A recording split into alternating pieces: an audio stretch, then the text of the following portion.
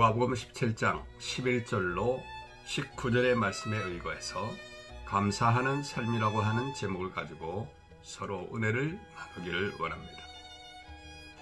성도는 범사에 감사해야 되겠지만 유익을 얻거나 수고의 대가를 얻을 때 특히 감사를 생각하게 됩니다.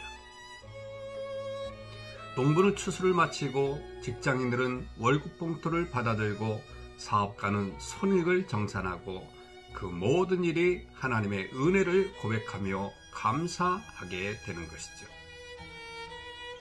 우리는 이 모든 것이 내가 수고해서 얻은 것이라 생각하지 않습니다. 농부나 직장인이나 사업가나 건강과 일터와 기술과 적합한 환경 중 그 어느 것 하나만 없어도 수고의 대가를 얻을 수가 없습니다. 그런데 그것들 모두는 단지 내가 수고하고 노력한다고 얻을 수 있는 것이 아닙니다. 하나님께서 공급해 주시고 허락해 주시고 도와줘야 되는 것들이지요. 그러니 우리는 내가 수고해서 얻은 것이라고 생각하지 않고 하나님의 은혜로 되어진 일이라고 생각하며 감사하는 여러분들 되시길 바랍니다. 그런데 하나님을 모르는 자들을 제외하고라도 하나님을 믿으며 하나님의 은혜를 사모하며 그 은혜를 받은 자들 중에도 하나님께 감사하지 않는 자들이 있습니다. 우리는 그 예를 본문에서 발견하게 되는데 어떻게 된 일인지 말씀을 따라 살펴보려고 합니다. 첫째로 주의 긍휼을 사모하는 10명의 나병 환자가 있었습니다. 본문은 예루살렘으로 향하던 예수님이 사마리아와 갈릴리 사이로 지나가시다가 나병 환자 10명을 만나는 것으로 시작됩니다. 당시 나병은 치료가 불가능한 천형으로서 이 병에 걸린 사람은 사이에서 다른 사람들과 단절되었습니다. 레위기 13장 45절로 46절에 보면 이들은 의 입술을 가리고 부정하다, 부정하다고 외쳐야 했습니다.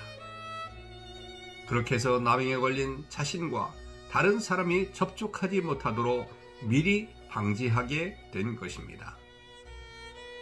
그리고 나병이 있는 날 동안 그들은 혼자 진영 밖에서 혹은 마을 밖에서 살아야 했습니다. 여러분, 나병에 걸린 사람의 마음을 그 누가 이해할 수 있겠습니까? 그 암담함과 두려움과 공포, 그리고 절망과 외로움은 그 어떤 것으로도 다 표현할 수 없을 것입니다. 그런데 어떤 과정이 있었는지 모르지만 그들은 예수님이 수많은 병자를 고치셨다는 것을 듣게 되었습니다. 그 소문은 그들에게 소망을 주는 것이고 예수님을 만나 병을 고쳐야겠다는 기대를 품게 했을 것입니다. 그러던 어느 날 그들은 그렇게 만나기를 소망했던 예수님께서 비록 멀리 떨어져 있기는 하지만 지금 그들과 함께 계시다는 것을 알게 되었습니다. 그러자 10명의 환자들은 일제히 소리를 높여 외쳤습니다. 예수 선생님이여, 우리를 긍휼히 여기소서라고 말입니다. 여기 선생님은 가르치다는 자라기보다는 사령관, 주인, 임명된 자를 의미하는 말로서 그분을 절대적으로 의존하며 그분의 말에 절대 복종하겠다는 의지가 내포되어 있습니다. 여러분 역시 이들처럼 예수님을 주로 믿고 절대적으로 신뢰하며 사모하는 저와 여러분들 되시길 주님의 이름으로 축원합니다.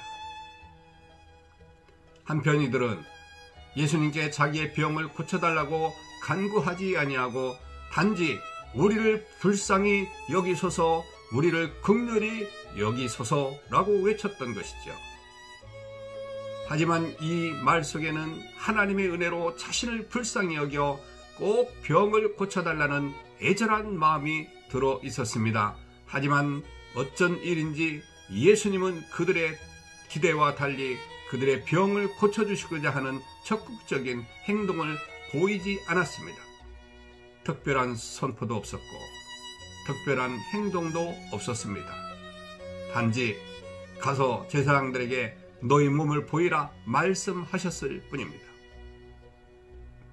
하지만 그들 10명은 나아만이 엘리사 선지자에게 보인 반응처럼 투덜대지도 아니했고 짜증을 내지도 아니하고 단순한 이 말씀에 그대로 순종하였습니다. 그들은 자신들의 생각이나 사람들의 말에 근거하여 판단하지 아니하고 주의 말씀에 그대로 순종한 것이죠. 그러자 놀라운 일이 벌어졌습니다. 말씀에 순종하여 제사장에게 가는 도중에 병이 치료된 것입니다. 이처럼 순종은 놀라운 기적을 낳는 것입니다. 그러므로 우리는 순종의 삶이 되기를 주님의 이름으로 축원합니다. 둘째로 감사하는 자는 한 명밖에 없었다는 것이지요. 은혜를 받으면 감사해야 되는 것은 당연한 일입니다. 그런데 어찌된 일인지 나병으로부터 깨끗함을 받은 10명 중에 하나님께 영광을 돌리며 돌아온 자는 한 명밖에 없었습니다. 오직 한 사람, 사마리아인만이 자기의 나은 것을 보고 큰 소리로 하나님께 영광을 돌리며 돌아와 예수님의 발 아래 엎드려 살해한 것이지요. 여러분, 돌아오지 않는 9명은 어떤 사람들입니까? 앞서 살펴본 것처럼 나름대로 예수님에 대한 믿음이 있는 사람이요 순종으로 병에서 고침을 받은 사람들입니다. 믿음이 있다고 여겨지는 사람들이 죽게 돌아와 살해를 하지 않는 것은 충격적인 일이 아닐 수 없는 것이지요.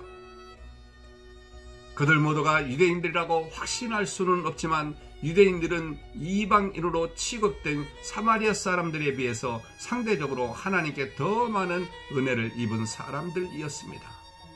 그런데 왜 사마리아 사람들만 돌아와 감사를 하고 그들은 돌아오지 않은 것일까요? 여러분, 믿음이 있노라 하는 자신을 돌아보시길 바랍니다. 그리고 혹시 이들 9명처럼 하나님께 받은 은혜를 망각하는 배은망덕한 죄를 범하지 않는지 자신을 점검하는 하루 되시길 바랍니다. 받은 은혜를 알고 감사하며 사는 하루가 되시길 바랍니다. 그때 병에서 고침을 받은 것과는 비교할 수 없는 더 큰 구원, 더 큰 은혜를 받게 될 것입니다.